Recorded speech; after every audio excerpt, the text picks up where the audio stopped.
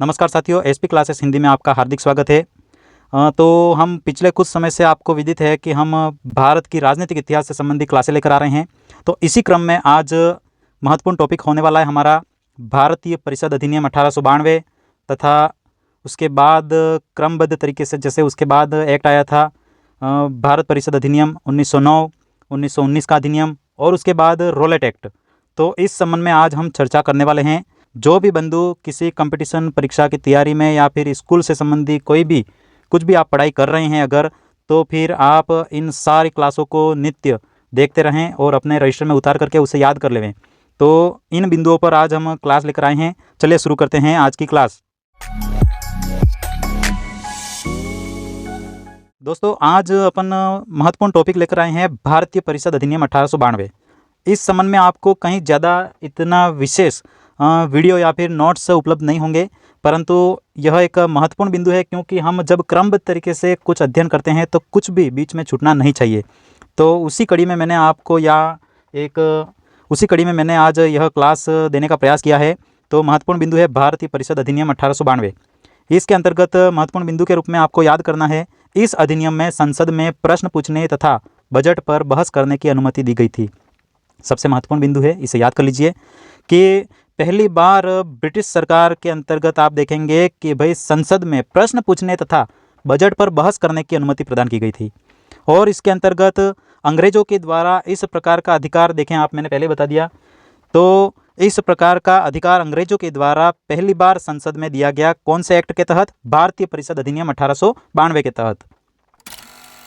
और उसकी अगली कड़ी में अपन देखते हैं दोस्तों, उसके बाद आता है जो एक्ट भारत परिषद अधिनियम 1909, जिसे मार्ले मिंटो सुधार भी कहा गया। उसके बाद है भारत सरकार अधिनियम 1919, जिसे मॉन्टेग्यू चैम्सफोर्ड सुधार अधिनियम के नाम से भी जाना जाता है।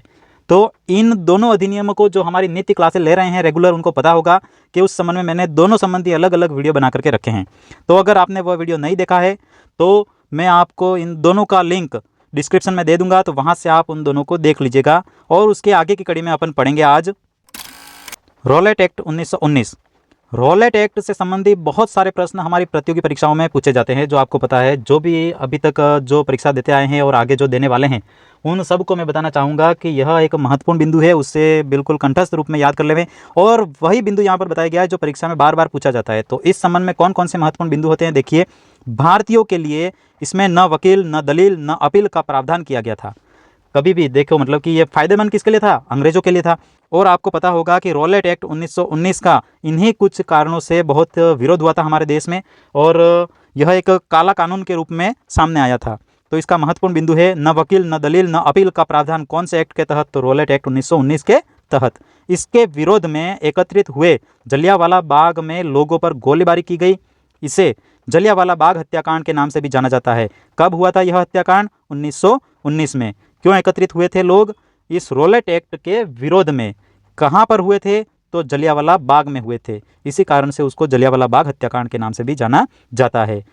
तो दोस्तों, रोलेट एक्ट आया 1919 में, और इस एक्ट के विरोध में जलियांवाला बाग नामक स्थान पर कई लोगों ने मिल करके इसका विरोध किया और उसके ऊपर गोलीबारी की गई, जिसे बहुत ही विभत्स रूप दिया गया और जलियांवाला बाग हत्याकांड के नाम से यह प्रसिद्ध हो गया, 1919 का हत्याकांड। और इसके बारे में आगे हम जानते हैं। इसी जलियांवाला बाग हत्याकांड के प्रत्युत्तर में गांधी जी ने असहयोग आंदोलन चलाया था। देखिए, महात्मा गांधी ने असहयोग आंदोलन किस लिए चलाया था, मतलब कि किसके विरोध में चलाया था, अपन माने किसके परिणाम स्वरूप चलाया था? तो हम कह सकते हैं कि जलियांवाला बाग हत्याकांड हुआ था, उसके प्रत्युत्तर में गांधी जी ने असहयोग आंदोलन चलाया था। गांधी जी ने 1919 के रोलेट एक्ट को काला कानून कह करके पुकारा था। मैंने पहले ही बताया कि इस एक्ट को काला कानून भी कहते हैं। किसने कहा? तो गांधी जी ने कहा था। 1919 के रोलेट एक्ट को गांधी जी ने काला कानून कह करके पुकारा था। तो दोस्तों, ये कुछ महत्वपूर्ण बिंदु थे 1892 के अधिनियम से संबंधित और 1919 के रोलेट एक्ट के संबंधित कुछ महत्वपूर्ण बिंदु जो आपको मैंने अभी पढ़ाए थे। और इनको आप अपने रजिस्टर में हूबहू नोट कर लेना। बहुत ही चयनित रूप में पढ़ाई जाती है और बहुत ही अनमोल चीज़ है। इसको आपको याद करना अनिवार्य है। किसी भी परीक्षा की तैयारी आप चाहे कर रहे हैं, परंतु अगर जीके और पॉलिटिकल साइंस अगर पढ़ रहे हैं उसमें, तो आपको यह याद होना चाहिए। तो इसकी अगली कड़ी में अपन साइमन कमीशन है, पूना एक्ट है, विभिन्न प्रकार के अन्य विषयों से संबंधी अपन चर्चा करेंगे। तब तक के लिए धन्यवाद। जय हिंद दोस्तों, पढ़ते रहें बढ़ते रहें।